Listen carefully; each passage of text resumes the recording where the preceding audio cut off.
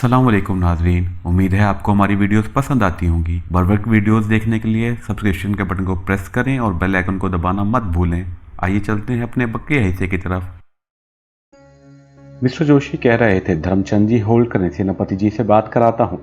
दूसरे लम्हे बाल ठाकरे की आवाज सुनाई दी, धर्मचंद तुम हो? मैंने कहा, महाराज मैं हूँ आपका सेवक धर्मचंद, हुक्म कीजिए। बाल ठाकरे ने मुझसे मेरी प्रोग्रेस के बारे में पूछा। मैंने कहा, सर मेरी इत्तला के मुताबिक ये 3 पाकिस्तानी जासूस हैं और इन्हें कमांडो ट्रेनिंग भी मिली हुई है। इस वक्त वो जम्मू कश्मीर में नहीं है। खबर मिली है कि वो गुजरात काठियावाड़ की तरफ गए हुए हैं। मैं चाहता हूँ कि इस इलाके में दाखिल होकर इनका सुराग लगाऊं।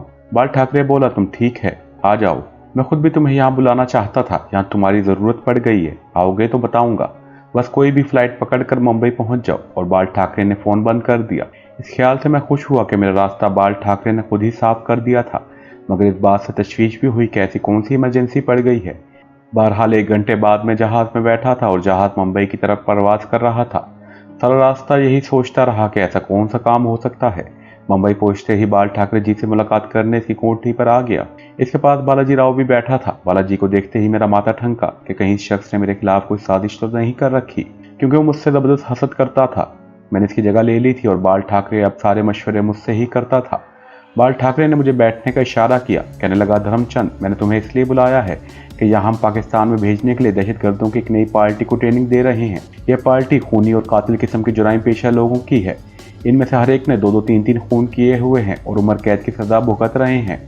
हमने इन्हें इस शर्त पर जेल से पेरोल पर रिहा करवाया है कि अगर पाकिस्तान में जाकर इनमें से हर एक ने कम से कम 15-15 मुसलमानों का खून किया तो यहाँ आने पर इनकी बाकी सजा माफ कर दी जाएगी। मैंने दिल में सोचा कि ये शख्स वाकई मुसलमानों का जानी दुश्मन है। कैसी कैसी खून रेजी की स्कीमें पाकिस्तानी मुसलमानों के खिलाफ तैयार करता है। बालाजी राव इसके पास बैठा था। वो बोला, धर्मचंद तुम इस पार्टी के इंचार्ज होगे और तुम्हारा काम यह होगा कि इनमें से हर एक की बारी बारी रहनुमाई करो। इनको पाकिस्तान में मुसलमानों की बड़ी बड़ी मजहबी जमातों के लीडरों की शक्लें दिखाओ ताकि ये बारी बारी इन्हें मौत के घाट उतारते रहें। इन दहशतगर्दों में से हर एक दहशतगर्द से तुमने कम से कम पाकिस्तान के 15 मजहबी लीडरों और उनके साथियों को कत्ल करवाना है। ये लोग तुम्हारी निगरानी में मस्जिदों में बम फेंकेंगे, तुम इनके कत्ल का हिसाब लिखोगे। बाल ठाकरे बोला, तुम्हें इसलिए चुना गया है कि तुम पाकिस्तान के हालात और शहरों से वाकिफ हो। क्या तुम इस मिशन के लिए तैयार हो? मैं अपने इंतहाई अहम मिशन अखनौर को थोड़ी देर के लिए मुलतवी जरूर करना चाहता था, लेकिन ये मेरे वहम गुमान में भी नहीं था कि बाल ठाकरे मुझे इस किस्म के मुतबादिल मिशन पर पाकिस्तान भेजने का प्रोग्राम बना चुका होगा। मगर मैं इनकार भी नहीं कर सकता था। इसमें कोई शक नहीं कि मैं दहशतगर्दों के बारे में इस्तेमाल किए जाने के बाद जब चाहूँ इन्हें गिरफ्तार करवा सकता था, लेकिन इस तरह से मुझ पर शोभा किया जा सकता था। इससे पहले मैं महाभारत के कई दहशतगर्दों को पाकिस्तान में हलाक करवा चुका था। बहुत मुमकिन था कि बालाजी राव ने बाल ठाकरे को मशवरा दिया हो कि इस कातलाना मुहिम पर धर्मचंद को गाइड के तौर पर भेजा जाए। हो सकता है दर पर्दा इसने बाल ठाकरे के कान में ये बात डाल दी हो कि धर्मचंद की पाकिस्तान में कारकर्दगी इत्मीनान बख्श नहीं रही और धर्मचंद की क़यादत में हमारे कई दहशतगर्द या तो पकड़े गए हैं या मारे गए हैं। इस बिना पर मुझे शक पड़ सकता है। और ये भी हो सकता है कि कहीं धर्मचंद डबल एजेंट तो नहीं बन गया। कहीं ऐसा तो नहीं कि वो दौलत के लालच में आकर पाकिस्तान की इंटेलिजेंस के लिए काम करने पर आदी हो गया हो। यह बात तो बालाजी राव के भी वहम गुमान में भी तक नहीं थी कि असली धर्मचंद नहीं होऊंगा, बल्कि पाकिस्तानी मुसलमान हूँ और कमांडो हूँ और मैं धर्मचंद का हमशक्ल हूँ और इसका हमशक्ल बनकर भारत में पाकिस्तान की सलामती के खुफिया मिशन पर आया हुआ हूँ। अगर ऐसी बात होती तो अब तक मेरी लाश के टुकड़े टुकड़े करके भारत के गिद्धों को खिलाए जा चुके होते। चूंकि मेरा राज अभी तक राज ही था और अफशा नहीं हुआ था, इसलिए मैं मुतमईन था। सिर्फ मैंने इस बार ज्यादा मोहतात रहने का फैसला कर लिया था। चुनाचा मैंने बाल ठाकरे से कहा, सेनापति जी कैसे हो सकता है कि मैं इनकार कर दूं? मुझे तो भारत माता की सेवा का भी मौका मिल रहा है। बाल ठाकरे ने बालाजी राव से कहा, राव तुम धर्मचंद को भी ट्रेनिंग सेंटर से ले जाओ और इन आदमियों से मिला दो। बाल ठाकरे ने पाकिस्तानी जासूसों के गुजरात काठियावाड़ के इलाके में दाखिल होने की मेरी इत्तला के बारे में कहा। इन जासूसों का सुराग हमारी शिवसेना की इंटेलिजेंस लगा लेगी। तुम्हारा इस मिशन पर पाकिस्तान जाना बहुत जरूरी है।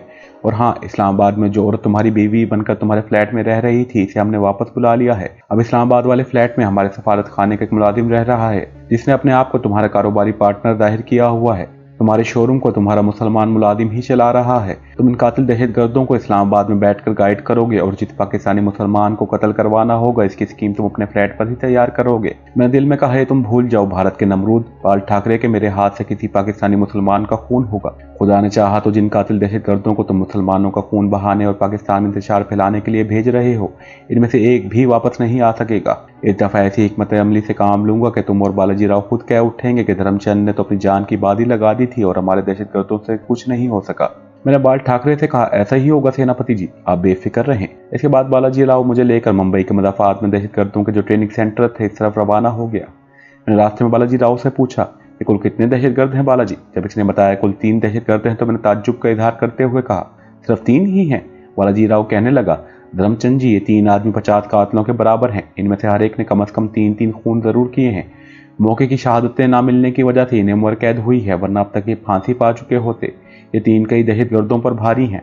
मैंने दिल में इत्मीनान का सांस लिया था कि सिर्फ 3 ही दहशतगर्द हैं। हैरानी का इजहार मैंने ऊपर ऊपर से किया था। इन तीनों को मैं पाकिस्तान जाकर आसानी से ठिकाने लगा सकता था। ट्रेनिंग सेंटर पहुंचे तो देखा कि नया इंस्ट्रक्टर 3 आदमियों को दीवार पर बने हुए गोल निशानों पर पिस्तौल का निशान लगाने की मशक करा रहा था। बालाजी राव कहने लगा, ये 3 कातिल हैं। वैसे तो ये हर किस्म का असला चलाने के माहिर हैं, लेकिन इन्हें निशाना लगाने की ट्रेनिंग दी जा रही है क्योंकि दहशतगर्दों के लिए ज़रूरी है कि इसकी एक गोली भी ठीक निशाने पे ना चूके। मैं इन तीनों कातिल दहशतगर्दों से मिला। ये तीनों पंजाबी हिंदू थे और इनका ताल्लुक जिला फिरोजपुर के इलाके से था। विदायशी जुराइम पेशा थे, शक्ल से लगता था कि खूनी हैं। इनकी ट्रेनिंग पहले से हो रही थी। मेरे जाने के बाद मजीद 1 हफ्ते की ट्रेनिंग में इन्हें निशानेबाजी की मशक करा दी गई। अब वो पाकिस्तान स्मगल होने के लिए तैयार थे। इनके मुसलमान वाले नाम रखे गए। इनके मॉरिशस आइलैंड के जाली पासपोर्ट तैयार किए गए। मॉरिशस आइलैंड के मुल्क का इसलिए इंतखाब किया गया कि इस मुल्क के साथ भारत के तिजारती ताल्लुकात थे और वहाँ बेशुमार हिंदू कारोबार करते थे। पासपोर्ट इसलिए बनाकर दिए गए थे कि अगर कभी वो पकड़े जाएं तो पासपोर्ट दिखाकर कह सकते हैं कि हम तो मॉरिशस के मुसलमान हैं। एक आदमी हमें पाकिस्तान में रोजगार के बहाने लाया था, हम अनपढ़ हैं, यहाँ लाकर इसने हमें छोड़ दिया, हमने इसे 50,000 रुपये फीकस दिए थे, वगैरह वगैरह। हमारी पाकिस्तान में स्मगल किए जाने की तारीख मुकर्रर कर दी गई। मैं कमांडो शेरबाज तक किसी तरीके से ये पैगाम पहुंचाना चाहता था कि मुझ पर एक नई मुसीबत पड़ गई है और मैं पाकिस्तान जा रहा हूँ। हो सकता है वहाँ मुझे कुछ वक्त लग जाए, लेकिन कोई जरिया नजर नहीं आ रहा था। आखिर मैंने यही फैसला किया, अमृतसर में जो अपना मुजाहिद जासूस बैठा है, इसके पास एक रेडियो ट्रांसमीटर मौजूद है, क्यों न इसे ये पैगाम पहुंचाने की कोशिश की जाए। मुंबई के शिवसेना वाले ऑफिस में वायरलेस पर बात करने की सहूलत मौजूद थी। चुनाचे एक रात मौका पाकर मैंने ऑफिस के ट्रांसमीटर रूम में चला गया और रेडियो ट्रांसमीटर ऑन करके अमृतसर वाले अपने मुजाहिद को सिग्नल दिया। मुझे यकीन था कि अपना मुजाहिद जासूस रात को जरूर मौजूद होगा। दूसरे ही सिग्नल पर उधर से सिग्नल का जवाब मिलने लगा।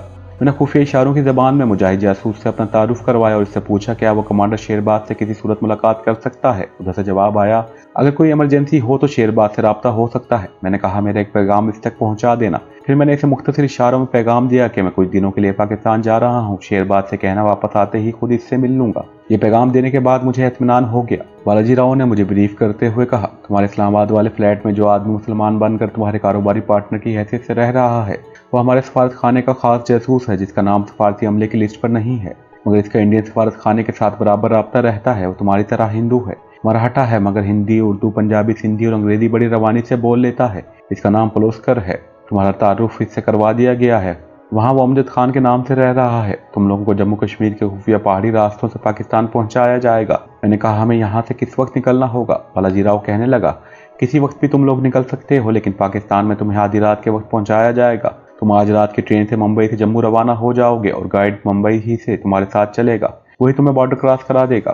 दोपहर के बाद गाइड भी आ गया। ये हिंदू डोगरा था और जम्मू कश्मीर की सरहदी पहाड़ी इलाकों का चूहा था। इसे एक एक घाटी, एक एक टीले का इल्म था। वो पहले भी दहशतगर्दों को बॉर्डर पार करवा चुका था। इसका नाम खुदा जाने क्या था। बालाजी ने इसे बनवारी के नाम से मुखातिब किया था और इस नाम से मेरे साथ भी इसका तारुफ करवाया था। हम रात की गाड़ी से जम्मू तवी एक्सप्रेस में बैठ गए और जम्मू की तरफ रवाना हो गए। मेरे साथ 3 कातिल दहशतगर्द और एक हमारा गाइड डोगरी बनवारी था। यह पहाड़िया था और जम्मू कश्मीर के पहाड़ी जंगलों के चप्पे चप्पे से वाकिफ था। हम जम्मू पहुंच गए। यहाँ से बनोरी हमें गाइड करने लगा। रात हमने शहर से बाहर एक दरमियाने दर्जे के होटल में गुजारी। दूसरे रोज मुंह अंधेरे हम एक लॉरी में सवार हो गए। हमारे टिकट बनवारी ने लिए और इसी को मालूम था कि हमें कहाँ जाना है और किस जगह से लॉरी से उतरना है। तीसरे पहर तक हमने 3 लॉरियां बदली। चौथी बार एक जगह से हमें खच्चर मिल गए। वहाँ 5 खच्चर पहले से मौजूद थे। हम इन पर बैठकर पहाड़ी इलाके में चल पड़े। सूरज गरूब होने के बाद अंधेरा होने तक हम ऊंचे नीचे पहाड़ी रास्तों पर चलते रहे। जब रात का अंधेरा छा गया तो हमारा गाइड बनोरी ने कहा, यहाँ हम रात बसर करेंगे। रात हमने एक टीले के दामन में गुजार दी। दूसरे दिन फिर सफर शुरू कर दिया।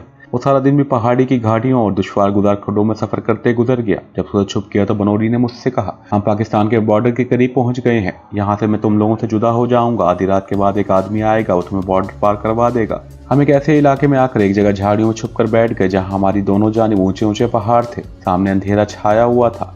अंधेरे में कोई टीला या ऊंचे दरख्त नजर नहीं आ रहे थे। आसमान के तारे दूर तक दिखाई दे रहे थे। पनवारी कहने लगा, आगे एक नदी है, इसकी दूसरी तरफ पाकिस्तान का इलाका शुरू हो जाता है। वहाँ पाकिस्तान की सिक्योरिटी का जबरदस्त इंतजाम है, मगर हमारा आदमी हमें एक खास सुरंग के अंदर से निकाल कर पाकिस्तान पहुंचा देगा। आधी रात के बाद दूसरा गाइड आ गया, हमें इसके हवाले करके डोगरा गाइड वापस चला गया। दूसरे गाइड ने अंधेरे में हमारे करीब होकर जमीन पर बैठते हुए कहा, तुम में से कौन पानी के अंदर ज्यादा देर तक गोता लगा सकता है?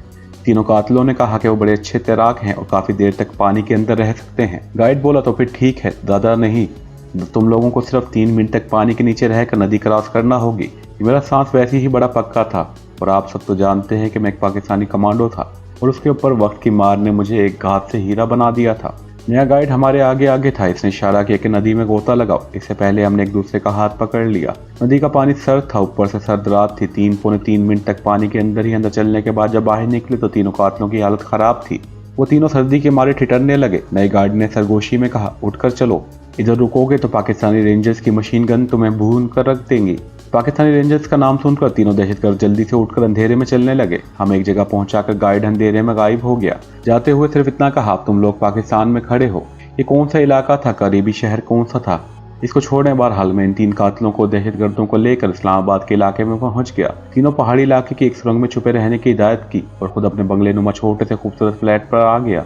मेरा नकली शरीक कारोबार मरीटा पलोस कर वहां पहले से बैठा था। चपड़ासी बदल दिया गया था। दफ्तर और बंगले के दरो दीवार से शिकस्तगी आसार नमूदार होने लगे थे। मेरे जमाने में एक टाइपिस्ट दफ्तर में होता था, अब वहाँ टाइप मशीन भी नहीं थी। भारतीय सफारत खाने के जासूस पलूसकर ने मुझे पहचान लिया था। उठकर मुझसे हाथ मिलाया और पूछा, अपने आदमी कहाँ है? मुझे इस पर बड़ा गुस्सा आया कि मेरे बंगले और ऑफिस में मालिक बनकर बैठा हुआ है और आते ही मुंह फाड़ कर कातिल दहशतगर्दों के बारे में पूछने लगा। बैठने के लिए भी नहीं कहा। मैं दिल में कहा, कोई बात नहीं, ऐसी खबर लूंगा कि अगर तू बच भी गया तो जिंदगी भर याद रखेगा। मैंने कहा, वो जंगल वाली सुरंग में है। तुम्हें तो ये मालूम नहीं होगा कि जंगल वाली सुरंग कहाँ है। पुलिसकर ने बड़ी बेतकल्लुफी से मेरे कंधे पर हाथ मारते हुए कहा, धर्मचंद जी, मुझे यहाँ जासूसी करते एक अरसा गुजर गया है। यहाँ के पहाड़ी इलाके की एक एक सुरंग से वाकिफ हूँ। तुम बताओ, ये सुरंग लाल टिकरी वाली सुरंग तो नहीं? इसने ठीक जगह का नाम लिया था। मैंने से कहा, अब इन लोगों को वहाँ खाना पानी पहुँचाने का काम तुम्हारे जिम्मे है। वो लोग रात को वहाँ नहीं रह सकते, इस सर्दी में ठिठर कर मर जाएंगे। इनका कोई दूसरा बंदोबस्त करना होगा। नो प्रॉब्लम, हो जाएगा। मरीटा जासूस पलोस कर मुझसे 1000 रुपये लेकर चला गया। मैंने अपने कुछ पुराने दोस्तों को फ़ोन किया और इन्हें बताया कि मुझे कारोबार के सिलसिले में इस बार यूरोप अमेरिका में बहुत देर तक रहना पड़ गया था। अब वापस आ गया हूँ, लेकिन मैंने इनमें से किसी को अपने यहाँ आने की दावत ना दी।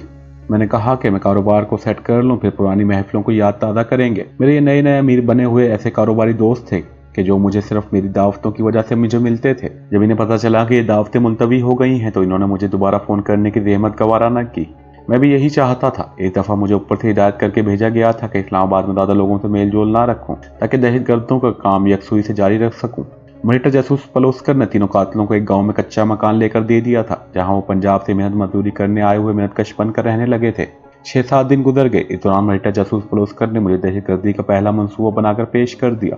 यह मंसूबा खालिद दहशतगर्दी का मंसूबा था, जिसके मुताबिक इन कातलों को रावलपिंडी के किसी आम दरमियान दर्जे के शहरी के घर में घुसकर घर के सारे अफराद को मौत की घाट उतारना था। इसका मकसद मुहित दहशतगर्दी और अफरा तफरी फैलाना था। आप भी जानते हैं कि इस किस्म की वारदातों से एक दहशत की फिजा पैदा हो जाती है और इक़्तिसादी तरक्की के अमल में जबरदस्त रुकावट आ जाती है। जब ऊपर तले ऐसी वारदातें होने लगें तो आवाम के लिए दियानतदारी से तामीर और तरक्की का काम करने वाली हुकूमत भी परेशान हो जाती है। लोग हुकूमत को बुरा भला कहने शुरू कर देते हैं। इस किस्म के इज्तिमाई कत्ल और इज्तिमाई आबरूरेज़ी की वारदातों पर दुश्मन का मकसद हुकूमत के तरक्याती कामों में रुकावट डालना और लोगों को हुकूमत के खिलाफ बदज़बान करना होता है। इसके बाद मुख्तलिफ मजहबी फ़िरक़ों का आपस में जंग शुरू हो जाती है और मुल्क की फिजा इंतशार का शिकार हो जाती है। यही नापाक अज़ाइम लेकर इन 3 दहशतगर्द कातिलों को पाकिस्तान में भेजा गया था, जिसकी रहनुमाई मरीटा जासूस पलोसकर ने करनी थी और जिसकी निगरानी की जिम्मेदारी मुझ पर आयद की गई थी। मैंने पहली वारदात की स्कीम देखी तो पलोसकर से पूछा, इस वारदात के लिए तुमने रावलपिंडी के किस घर का इंतखाब किया है?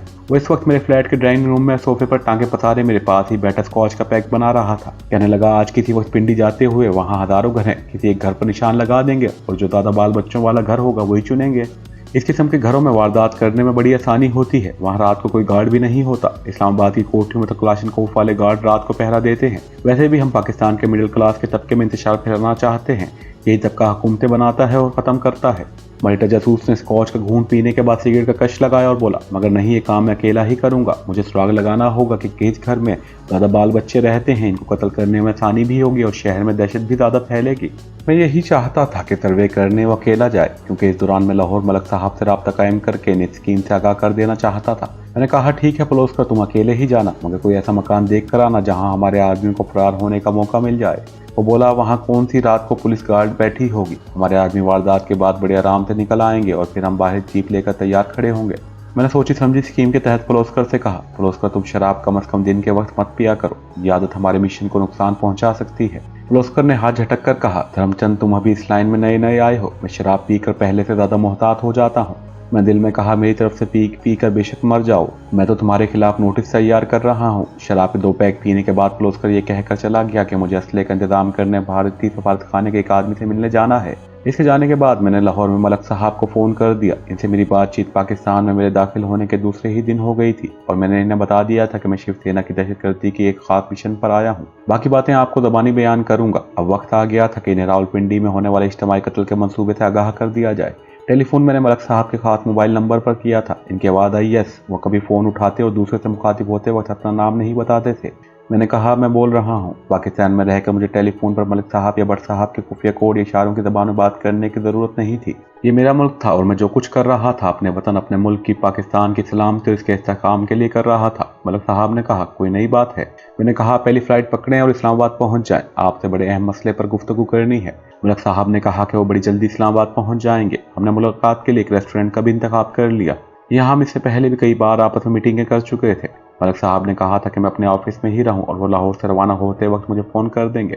मल्टे जासूस तलाश कर जा चुका था, मैं ऑफिस में अकेला था। मुझे खुफिया इशारों की ज़बान यानी कोड ज़बान सिखा दी गई थी।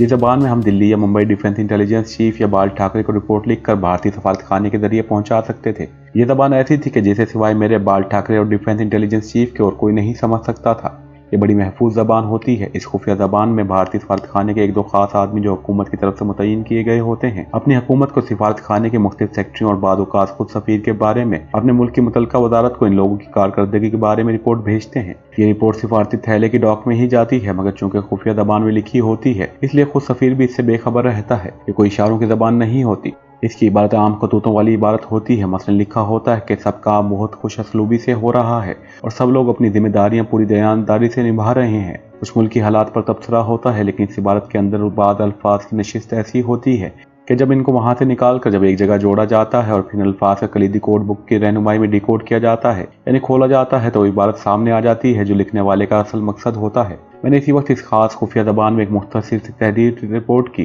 जिसमें लिखा था कि पलोस्कर के बाद गैर जिम्मेदाराना हरकत से हमारे मिशन को नुकसान पहुंचने का खतरा है। पलोस्कर बड़ा देशभक्त है, दयानदार है, मगर वो दिन के वक्त भी शराब पीता है और शराब पीकर ना सिर्फ वो गैर जिम्मेदारी की बातें करने लगता है बल्कि इससे गलत फैसले भी सरदर्द हो सकते हैं। इसे किसी तरीके से समझाया जाए। मेरा पलोस्कर को ये कहना कि वो दिन के वक्त शराब न पिया करे सिलसिले की कड़ी थी। ये खत मैंने जिस तरह लिखा था इसको कोई भी हिंदी जानने वाला पढ़ता तो इसमें यही लिखा हुआ मिलता कि हम अपने मिशन पर पूरी तवज्जो दे रहे हैं, पाकिस्तान में सियासी इंतशार की कैफियत है, अपने सफारत खाने का अमला हमारे साथ भरपूर ताउन कर रहा है वगैरह वगैरह। क्योंकि इस खत को सिफारती थैले में बंद करने से पहले प्रेस सेक्रेटरी ने जरूर पढ़ना था। खत लिखकर मैंने लिफाफे में बंद किया और गाड़ी निकालकर खुद भारत के सफारत खाने जाकर प्रेस सेक्रेटरी के हवाले कर दिया। इसने मुझे देखा तो पहला सवाल ये किया, धर्मचंद जी तुम्हें दिन के वक्त खुले बंदों या नहीं आना चाहिए था, खुफिया पुलिस जरूर तुम्हारे पीछे कर रही होगी। मैंने कहा मैं कह दूंगा कि वीजा लगवाने आया था, मैं बेधड़क भारतीय सफारत खाने में चला गया था, मुझे तो किसी किस्म का डर नहीं था। पाकिस्तान की इंटेलिजेंस मुझे जानती थी और सबको मालूम था कि मैं कौन हूँ और पाकिस्तान की सलामती के लिए क्या कुछ कर रहा हूँ। ये खत बाल ठाकरे को पहुंचाना बहुत जरूरी था ताकि आगे चलकर जो कुछ मैंने करना था इसके लिए जवाब पैदा हो सके। मैं सफारत खाने से वापस अपने फ्लैट पर आया ही था कि टेलीफोन की घंटी बज उठी। मैंने रिसीवर उठाया, दूसरी तरफ से मलिक साहब की आवाज़ सुनाई दी कि मैं लाहौर से रवाना हो रहा हूँ, ये फ़ोन मैं लाहौर एयरपोर्ट से कर रहा हूँ। मैंने कहा ठीक है, मैं आधे घंटे के बाद रेस्टोरेंट में पहुंच जाऊंगा। जेट तैयारे पे ये फ्लाइट ज़्यादा से ज़्यादा 30 मिनट की थी। इस्लामाबाद एयरपोर्ट पर मलिक साहब की गाड़ी मौजूद होगी, वो वहां से सीधा रेस्टोरेंट आ जाएंगे। आधे घंटे मैंने अपने ऑफिस में ही गुजार दिया। इसके बाद अपनी पुरानी गाड़ी निकाल कर मैं तयशुदा रेस्टोरेंट की तरफ चल पड़ा। ये रेस्टोरेंट इस्लामाबाद के मुदाफात में था और यहाँ ग्राहकों का कभी भी रश नहीं होता था। रेस्टोरेंट खाली पड़ा था। मैं खिड़की के साथ वाली टेबल पर कॉफ़ी मंगवाकर पीने लगा और अखबार पढ़ने लगा। वहाँ से सड़क साफ नजर आती थी। थोड़ी देर बाद मैं सड़क को देख लेता था। आखिर मुझे एक गाड़ी नजर आई, वो रेस्टोरेंट के पार्किंग में आकर खड़ी हो गई। इसमें मलिक साहब बाहर निकले और दरवाज़ा लॉक करने के बाद रेस्टोरेंट में दाखिल हो गए। इन्होंने मुझे दूर से देख लिया था और मेरे पास आकर कुर्सी पर बैठ गए।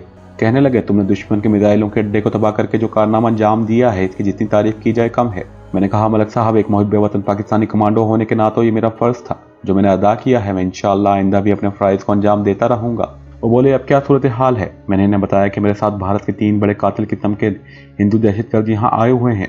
इन्हें गांव में रखा गया है। एक मरीटा पलोस्कर यहाँ भारतीय सफारत खाने के तवस्सुत से जासूसी करता है। इसने पिंडी शहर में एक घर के तमाम अफराद को मौत के घाट उतारने का मंसूबा बनाया है। मैं इस मंसूबे की निगरानी कर रहा हूँ। मलक साहब कहने लगे, ये आदमी जिसका नाम तुमने पलोस्कर बताया है हमारी इंटेलिजेंस की निगाहों में है। हमें ये बताओ कि तुम क्या चाहते हो। मैंने कहा, भारत की इंटेलिजेंस और बाल ठाकरे को मुझ पर पूरा एतमाद है। कम से कम मैं अभी तक यही समझता हूँ, लेकिन किसी भी वक्त मुझे महसूस होता है कि मेरी नकलो हरकत की निगरानी की जा रही है और मैं इनकी निगाहों में आ रहा हूँ। इसकी वजह आप भी जानते हैं कि इससे पहले मैं भारत के कई दहशतगर्दों को गिरफ्तार और हलाक करवा चुका हूँ। इस बार हमें सोच समझ कर कदम उठाना पड़ेगा। कोई ऐसी स्कीम तैयार करें कि जब ये कातिल दहशतगर्द पिंडी के मकान में अहले खाना को कत्ल करने जाएं तो घर के अफराद को भी बचा लिया जाए और ये लोग भी बचकर ना निकल सके। मलक साहब कहने लगे, ये हमारे लिए कोई मुश्किल काम नहीं है। हम वक्त से पहले इस घर के तमाम अफराद को वहां से निकाल कर अपने CIA के आदमी और 2-3 औरतें और बच्चे सुला देंगे। मर्दों के पास बाकायदा असला होगा और वो जाग रहे होंगे। मैंने कहा, मैं नहीं चाहता कि आप इस ऑपरेशन में तीनों भारतीय दहशतगर्दों को हलाक कर दें। सिर्फ एक दहशतगर्द को हलाक करें और वो भी इसी तरह के वो जवाबी फायरिंग से घबरा कर निकल कर गली में भागे और आपके आदमी जो सफेद कपड़ों में होंगे शोर मचाते इनका पीछा करें और कम से कम एक दहशतगर्द को जरूर मार गिराएं। बाकी 2 को फरार होने का मौका दें। क्या आप ऐसे इंतजाम कर लेंगे? मलक साहब ने कहा, क्यों नहीं, आप जिस तरह कहते हैं हम इसी तरह करेंगे। आप सिर्फ कुछ वक्त पहले हम इस मकान की निशानदेही करते हैं जहाँ रात को दहशतगर्द हमला करने आएंगे। मैंने कहा, ये मैं आपको आज शाम को ही बता दूंगा। आप इस्लामाबाद में रहें, मुझे अपना फ़ोन नंबर दे दें। मलक साहब ने एक शीट पर फ़ोन नंबर लिखकर मुझे दे दिया और कहा, इस नंबर पर मैं आपको हर वक्त मिल सकूंगा। कुछ देर मेरे पास बैठने के बाद मलक साहब चले गए। दोपहर के बाद मरीटा जासूस पलोस्कर वापस आ गया। आते ही मुझे कमरे में ले गया और बोला, धर्मचंद जी, मैंने अपने आदमी की मदद से एक मकान देख लिया है। मैंने कहा, मुझे चलकर दिखाओ। वो बोला, तुम्हारे देखने की कोई खास जरूरत तो नहीं है, फिर भी अगर तुम जरूर देखना चाहते हो तो अभी मेरे साथ पिंडी चले चलो। मैंने कहा, पलोस्कर जी, बाल ठाकरे जी ने मेरी ड्यूटी लगाई है कि मैं इस मिशन की निगरानी करूं। अगर कोई हर्ज मर्ज हो गया तो वो मुझे पकड़ेंगे, आपको तो नहीं कुछ कहेंगे। वो बोला, श्रीमान जी, मैं कब इंकार कर रहा हूँ, चलिए मेरे साथ। हम पलोस्कर की खटारा गाड़ी में बैठकर इस्लामाबाद से रावलपिंडी आ गए। यहाँ भाइयों वाले बाग की आबादी के कोने में एक 2 मंजिला मकान सबसे अलग खड़ा था। कमबख्त पलोस्कर ने बड़े मौजू मकान चुना था। हम सड़क की एक तरफ खड़े हो गए। पलोस्कर ने मुझे इशारा किए बगैर मकान दिखाया और बोला, इस मकान में मेरी इत्तला के मुताबिक एक रिटायर्ड रेलवे स्टेशन मास्टर अपनी बहू, बड़े बेटे और 2 बच्चों के साथ रहता है। आजकल इसके दूसरे 2 बेटे भी आए हुए हैं। इस तरह अहले खाना की तादाद 7 बन जाती है। हम इन 7 अफराद को कत्ल करेंगे। रिटायर्ड स्टेशन मास्टर शिया है। इसके और इसके सारे अहले खाना के कत्ल से लोग यही समझेंगे कि इन्हें किसी सुन्नी ने कत्ल किया है। इस तरह से दोनों फिरकों के दरमियान मुनाफरत और दुश्मनी और ज्यादा बढ़ जाएगी और शिया लोग सुन्नियों को बदला लेने के लिए कत्ल करेंगे। पलोस्कर बड़ी मक्कारी से हंस रहा था। मैंने मकान की तरफ कनखियों से देखते हुए कहा, यहाँ कोई सिक्योरिटी गार्ड वगैरह तो नहीं है? अरे नहीं धर्मचंद, ये मिडिल क्लास के मेहनतकश लोग हैं, इनका अपना गुजारा मुश्किल से होता है, सिक्योरिटी गार्ड कहाँ रख सकते हैं?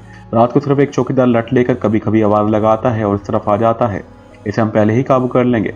वारदात का वक्त क्या मुकर्रर किया है? पिछले पहर रात के 3 बजे। इस वक्त घर के लोग गहरी नींद सो रहे होंगे। मैंने पूछा, ये वारदात आज रात करने का प्रोग्राम है या कल रात? जासूस पलोस्कर बोला, महाराज, शुभ काम में देर नहीं होनी चाहिए। मैंने तीनों आदमियों को असला वगैरह देकर बिल्कुल तैयार कर दिया है। ये काम आज रात ही हो जाएगा। कल जमीन में बाजार में आ जाएंगे और शहर में अफरा तफरी फैल जाएगी। लोग हुकूमत और पुलिस को गालियां दे रहे होंगे और दूसरे फिरके के लोग इसे शिया के लोगों के कत्ल का बदला लेने के लिए अपने सीनों पर हाथ मार रहे होंगे और तैयारियां कर रहे होंगे। मरीटा जासूस के चेहरे पर मुस्कुराहट थी। मैंने कहा, बिल्कुल ठीक है, हमें ये वारदात आज रात ही कर देनी चाहिए।